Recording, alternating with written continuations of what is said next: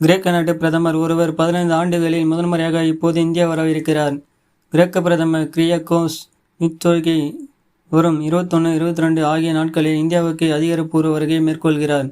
அவருடன் மூத்த அதிகாரிகள் மற்றும் வர்த்தக குழு ஒன்றும் வருவதாக கூறப்படுகிறது.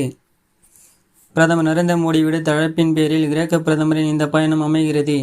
இதனை மத்திய வெளியுறவுத்துறை அமைச்சகம் தெரிவித்துள்ளது.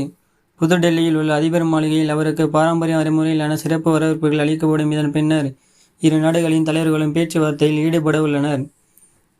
புதுடெல்லியில் நடைபெறும் 9வது ரேசினா கூட்டத்தில் சிறப்பு விருந்தினராக அவர் கலந்து கொள்வார். பிரதமர் மோடி விருந்தினர்களுக்கு நண்பகல் விருந்தும் அளிக்க இருக்கிறார்.